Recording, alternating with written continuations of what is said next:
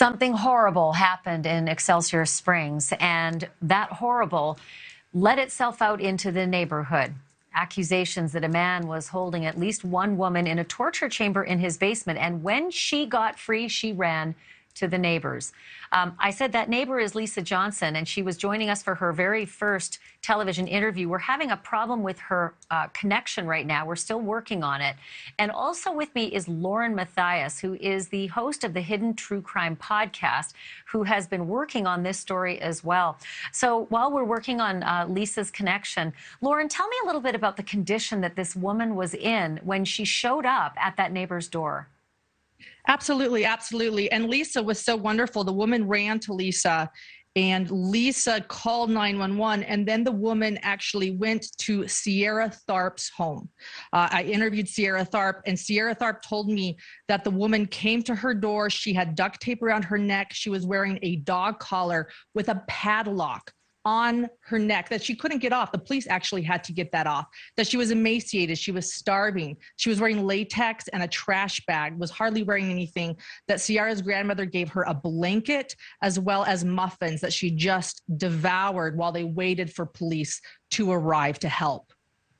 I know that some of the details say that Lisa, did a quick scan and thought she looked to be about 70 pounds and that she also looked as though she was dehydrated and she could barely whisper. She said it was extremely soft when she said, "Help me." But just clear up for me, Lisa Johnson is the first neighbor who encounters this woman on her doorstep.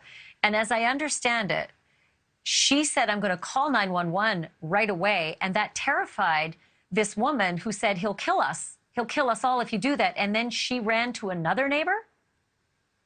That is what Lisa has said. But according to Sierra Tharp, when she arrived at her door, she said, help me, call 911, which they then did. He's going to kill me. He's going to kill me. And then she actually also said, my other friends didn't make it. They were murdered. And this is according to Sierra Tharp in an interview with me the day after they rescued her. They took her in. And the reason she was whispering, Lisa is absolutely right, because she had ligature marks on her neck, and police could not get the collar off until they unlocked it, and it was restricting her breathing. It was that taut. It was that tight.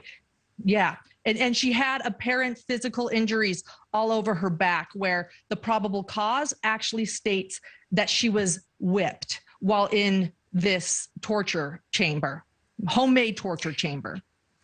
And I think that's one of the descriptions, that the latex that she was wearing had cuts in it, and that the witness described saying she had no idea how you could make those cuts. They didn't come from being hit. They were lashes, open wounds on her arm. Is it assumed that the lashes were from the whippings, or were there other injuries as well from other forms of torture? According to the probable cause, she said that she had been whipped several times and they could see the marks all over her body. And then they did state in the probable cause she was indeed whipped. She had explained that she had been raped multiple times, beaten, and she was clearly starved, according to Lisa's account, that she was perhaps 70 pounds. This is a 22-year-old woman. So that's shocking to hear that Lisa thought that she looked about 70 pounds and that she did devour. I mean, think about that too, devouring muffins while having your, restricted breathing. She was that hungry, and that she had been, my word is torture. That's not from the probable cause, but I'll say it. It seemed to be that she had been tortured for about a month, because she said that she had been taken at the beginning of September. Oh, so she also mentioned that two of her friends had been killed by this man. Timothy Hazlitt is her accusation.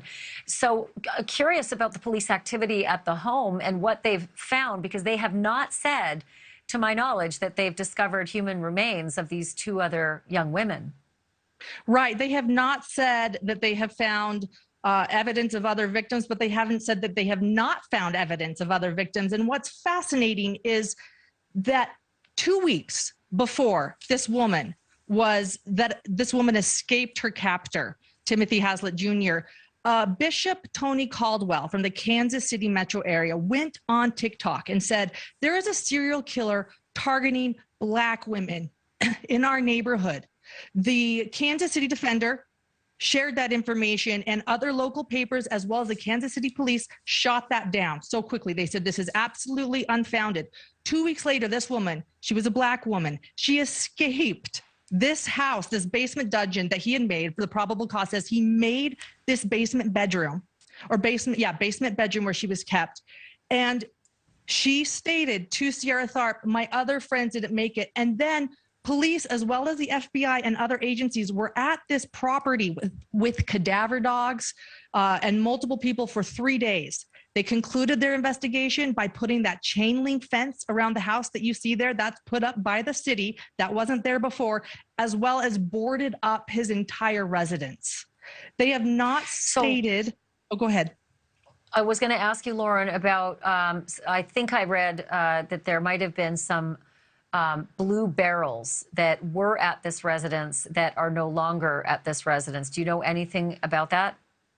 Yes, there were probably about a dozen blue barrels that you could see them taking out of the yard and out of the house. And I'll say, I don't know if there were any in the house, but during the search, you could see several outside of the house. And there's actually video of a cadaver dog hitting on one of those blue barrels. They haven't shared what is in those blue barrels. We don't know, but it's very peculiar. And Home Depot employees in Excelsior Springs did state that he came in often. Timothy Hazlitt came in often. He was not employed at this time. He hadn't been working for about 3 years, but he was a frequent visitor at Home Depot. He had these blue barrels, and then he also worked on cars, and neighbors reported many tow truck visits to the house as well. And then they also mentioned they reported that he was a recluse who never opened his garage all the way. I have to leave it there, Lauren, but let's continue to follow this to see what comes out of it. Such a disturbing story, and I'm so sorry that we couldn't get Lisa Johnson's connection up. We tried all the way through for the last 20 minutes, and it's just the bugaboos of live TV. But thank you, Lauren. Really appreciate you helping us through this.